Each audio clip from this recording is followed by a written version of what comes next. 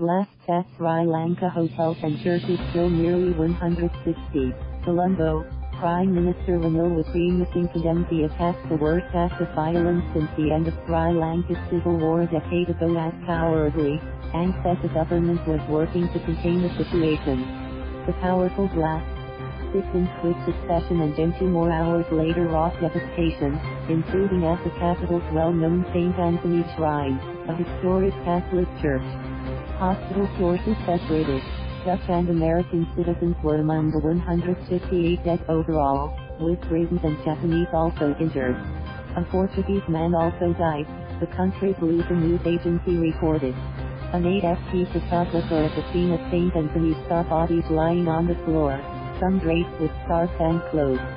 Much of the church roof was blown out in the explosion, with roof tiles, glass and splinters wood littering the floor along with pools of blood. The injured flooded into local hospitals, where officials reported hundreds of wounded were being admitted.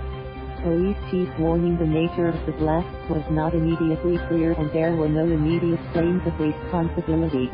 But documents seen by AFP show that Sri Lanka's police chief Lucius Jayasundar issued an intelligence alert to top officers 10 days ago, warning that suicide bombers plan to hit prominent churches. A foreign intelligence agency has reported that the NTJ, National Police Jamaat, is planning to carry out suicide attacks targeting prominent churches as well as the Indian High Commission in Colombo, the alert said. The NTJ is a radical Muslim group in Sri Lanka that was linked last year to the vandalization of Buddhist statues. The Defense Ministry ordered a nighttime curfew, beginning on Sunday, 6 p.m. local time, and a temporary social media ban was imposed by the government. The first blast was reported at St. Anthony, followed by a second deadly explosion at St. Sebastian's, a church in the town of Negombo, north of the capital. A bomb attack to our church, please come and help if your family members are there, read a post in English on the church's Facebook page.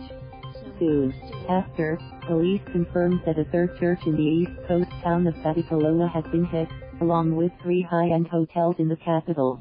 Later in the afternoon, a hotel in the south of Colombo was struck, killing at least 2 people and bringing the total to 158, while another hit a suburb of Orubadawada in the north of the capital.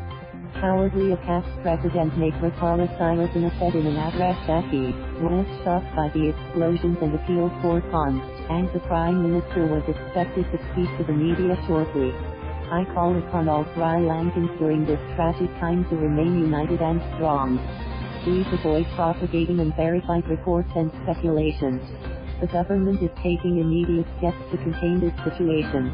The hotels targeted in the attack are all popular destinations for tourists, among them the Cinnamon Branch, which is near the Prime Minister's official residence in Colombo.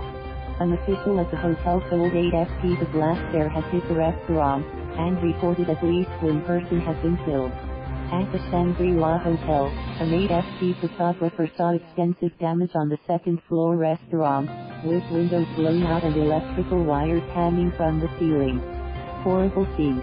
Emergency meeting called in a few minutes. Rescue operations underway.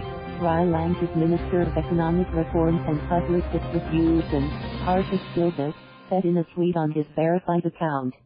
He said he has been to 2 of the attack hotels and was at the scene at St. Anthony Shrine, where he described horrible scenes. I saw many body parts strewn all over, he tweeted, adding that there were many casualties including foreigners. Please stay calm and indoors, he added. Only around 6% of mainly Buddhist Sri Lanka is Catholic, but the religion is seen as a unifying force because it includes people from both the Tamil and majority Sinhalese ethnic groups. There have been no attacks in Sri Lanka linked to foreign Islamist groups, despite local media reports that a 37-year-old Sri Lankan was killed in Syria in 2016 while fighting for the Islamic State group. In January, Sri Lankan police seized a haul of explosives and detonators stashed near a wildlife sanctuary following the arrest of 4 men from the newly formed radical Muslim group. Thank you for watching. Please subscribe.